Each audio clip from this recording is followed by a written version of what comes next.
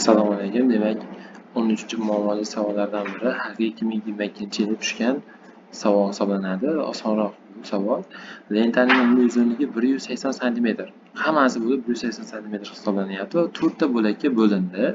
Birinchi bo'lak ikkinchi bo'lakdan 2 marta uzun, ikkinchi bo'lak uchinchi bo'lakdan 2 marta uzun, uchinchi bo'lak to'rtinchi bo'lakdan 2 marta uzun deyilyapti.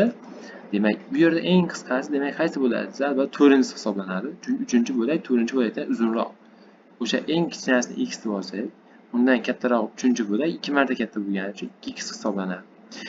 Ikkinchi bo'lak uchinchi bo'lakdan 2 marta uzun. 2 kare 2 demak bizda 4x bo'ladi. Ana endi mana bu birinchi bo'lagimiz ikkinchi bo'lakdan ko'ra 2 marta uzun. 4 kare 2 bizda 8 x hisoblanadi. Hammasi 180 bo'lgani uchun 4 ga 8 ga 4 12, 12 ga 2 14, 14 ga 1 15. Jami 15 ta x'imiz teng bo'lyapti 180 ga mana. Jami 180 ga teng bo'lyapti. Va x topadigan bo'lsak, bu yerda 180 ni 15 ga bo'lamiz, 12 chiqadi.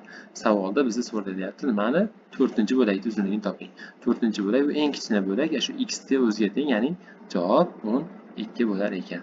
Mana javob mana.